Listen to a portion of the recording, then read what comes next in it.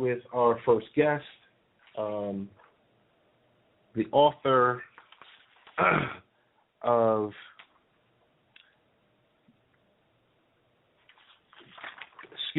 basically an author who's going to teach us how to support an infertile loved one in a book. And it's a wonderful book that I just recently received.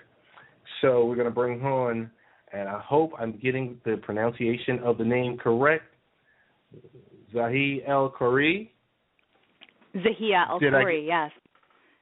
Oh, I got it. Zahia El-Khoury. Okay, yes. I got it correct. I'm appreciative. Thanks for joining us. Thank you so for much. having me. Hey, thanks for being available, taking some, moments out of your day or your evening, based on where you're located, to talk My pleasure. to talk about your book. So I'll go into it really quickly and say, sure. Over 14 million American women are either unable to bear children or using some type of fertility treatment to assist in their efforts to have children. While these statistics illustrate the pervasive issue of infertility in the U.S., they do not begin to illustrate the emotional toll that infertility produces, feelings of social isolation, depression, and frustration. I'm going to stop right there, and I'm going to decrease and allow you to increase to talk about, I have some questions already prepared, but I want to, I guess my first question is, why did you write this book? Well, Ted, I wrote this book because I've been on both sides of this issue. I myself went through years and years and years and years of fertility treatments before I conceived a child. And I definitely felt isolated and anxious and often ashamed and terrified that I would never have a child. And I know that a lot of my loved ones really wanted to help me. They wanted to be there for me, but they just kept saying things that would make me feel worse. And I really, even at that time, I felt like there was a need for something, for someone to just to tell them, like a piece of paper I could just hand them that would say, here, this is how you can be helpful. And then at the same time, later, once I had my child, I had friends who were going through it. And because I was very open about my experience, they would come to me for advice. And I kept seeing myself. Sometimes I would say helpful things, but often I would say things that made them feel worse. And I thought, well, why is that? I really have a lot of compassion for the people who are trying to help their loved ones who are struggling with infertility. And I really wanted to kind of be a bridge between the two states of being. Excellent. I'm going to start off, before I even get into any other questions, I'm going to say how helpful your book was to me, number one, because I'm a dad who has two children, and I wouldn't even know the first thing to say to someone that has run into that situation. I think our words, we try to say the right things, but our words, or the fact that we don't have any experience, or we lack the experience of being in the specific situation of what not to say, right, is so key.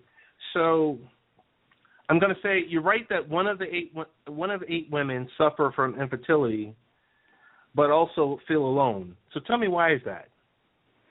I think it's a couple of different reasons. I think that I think this is getting better. I'll start by saying that. But I think that a lot of women for a long, long time have felt a lot of shame and embarrassment about it. And so when they were going through it, they just didn't want to tell anyone that they were going through it because it seemed like such a failure in so many ways. And I think because those women didn't share with their friends, then when their friends started to go through it, they didn't know that anyone else in their circle had ever had these same problems. And so it just kind of perpetuated itself that people kept feeling more and more shame because they didn't know that other people were going through the same thing. And then I think another thing is that,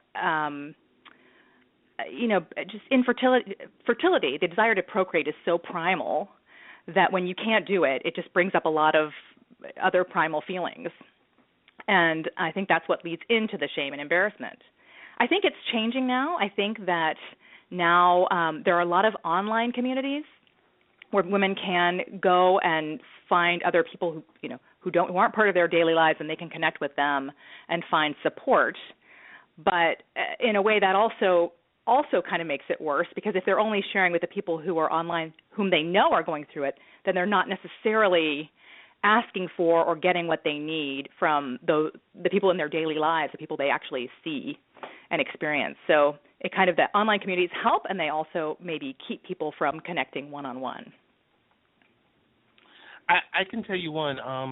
So I got married in 1999, and my wife and I didn't have our first child until 2001. But I have to tell you, in between that period, I can't tell you how many times someone said, "So what's going on? What are you guys waiting for?" It's those type of questions that come around, and we didn't fall into this category, right. but I can tell you the amount of pressure that was out there. Right. A newly married couple, and nothing was happening, and I think at that time I was 31. So, basically, my folks at the time was like, "Hey, so Ted, what's up? What's new?" But, really making more of a joke of it. And I'm like, okay, it's not funny, and I just wanted to give you that. So tell me this. Right. People think they have a right to talk about it. It's interesting. Yes. And it depends on culture to culture, but people do think they have a right to ask and a right to give their 2 cents. As for better always. or for worse. and I got to tell you this much. I would never ask that question. Yeah, I would never say, So tell me, why did you choose the title for your book?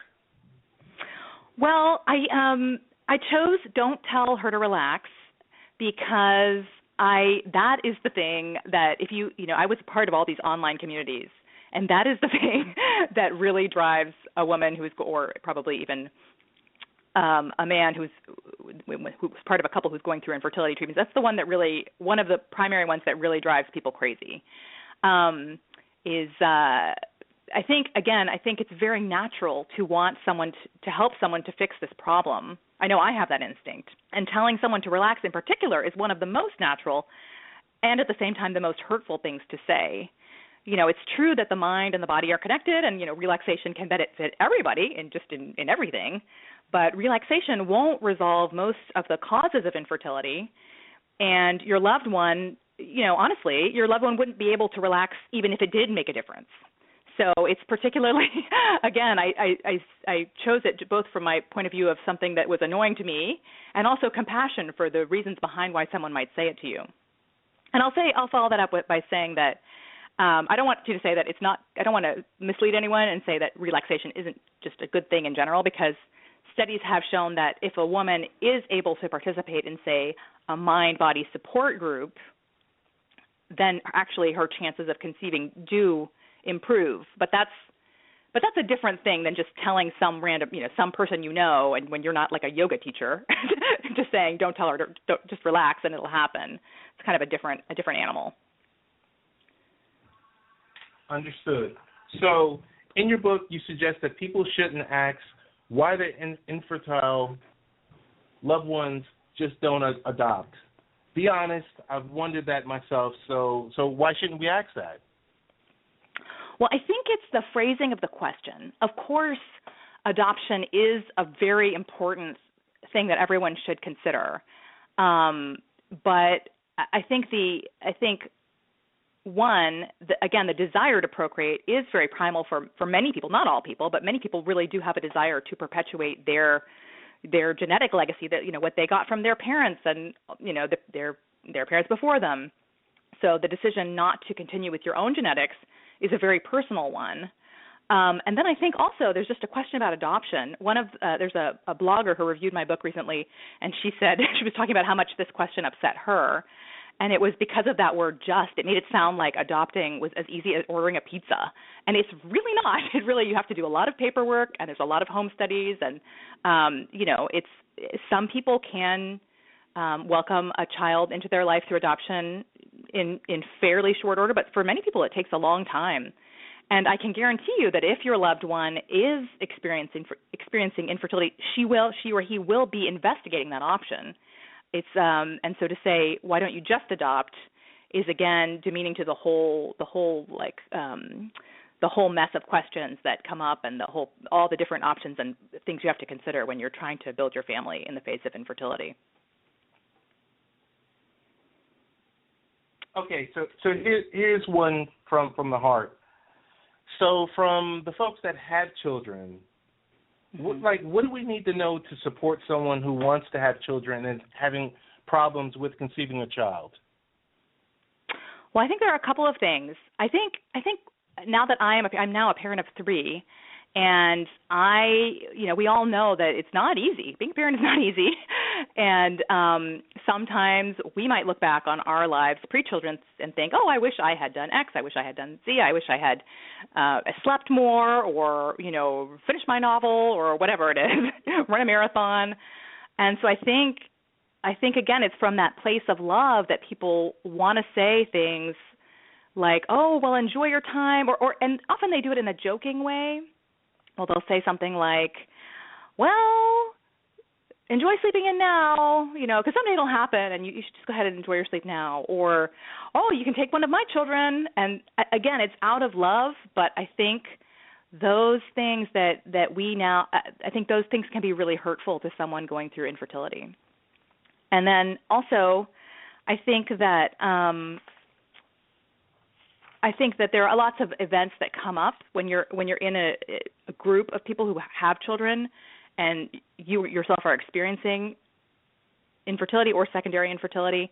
You could there are lots of things that come up that maybe like you stop getting invited to parties because you don't have children, or you do get invited to parties and then people don't understand why you don't want to go. It just gets a little tricky in terms of how to negotiate your relationship with someone who is going through this. If you know they're going through it, it can be a little tricky to negotiate those relationships. And I think just to be compassionate and maybe even to open up communication. If you suspect someone is having trouble, or if they've told you that they're having trouble having children, maybe to open up the conversation and say, look, I'm having this baby shower. I don't know how you feel about it. I would love to have you there, but if you don't feel like you are up for it, that's okay too.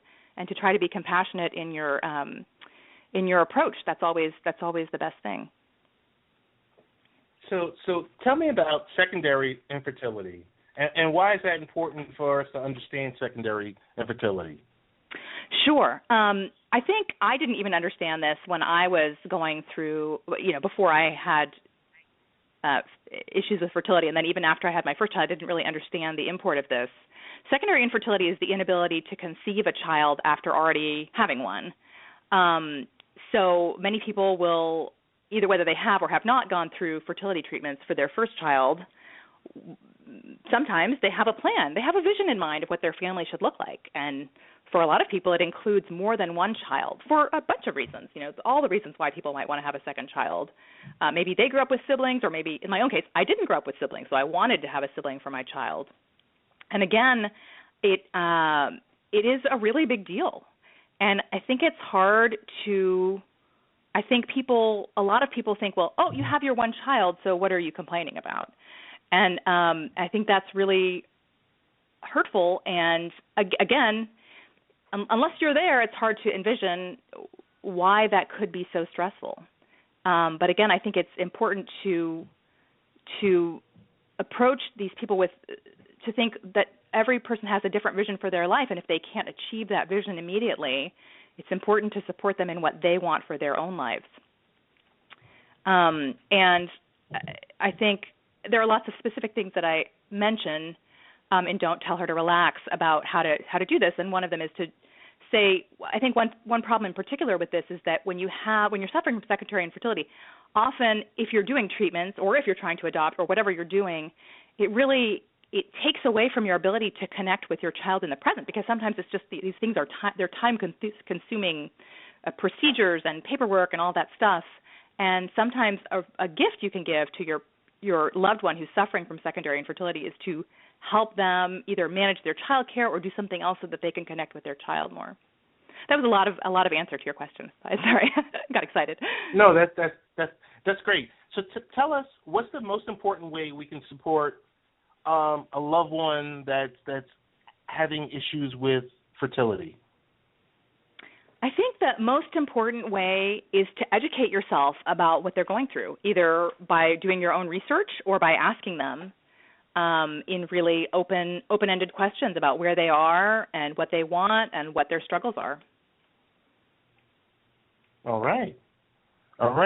So first, I guess my last question is, tell us best ways to get in contact with you, how to purchase your book, best ways via social media, and if anyone has questions, they find themselves in this situation and they're not sure really what to do, best ways to be able to reach out to you. That's lovely that you asked. Thank you so much. I set up I have my own website, but my name is a little bit tricky to spell because it's a Middle Eastern name. So I have a second website called don'ttellhertorelax.com. You just type it all in, and that'll take you straight to my author page, and I have links to my book, which you can purchase for me. It's available as an ebook through Amazon or through my website as a print book.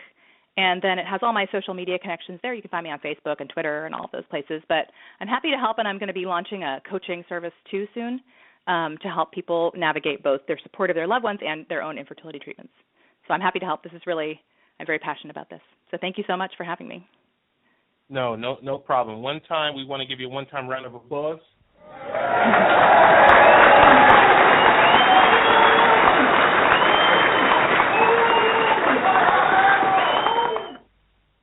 This interview will be available on our site, and I'll be able to send it to you and your PR team. Okay. And we want to let you know, first time you're on the show, but it definitely won't be the last time. Thanks so much, okay? Thank you so much, Ted. I appreciate it. Bye-bye. And that was our author for the evening. Don't Tell Her to Relax, 22 Ways to Support Your Infertile Loved One Through Diagnosis, Treatment, and Beyond.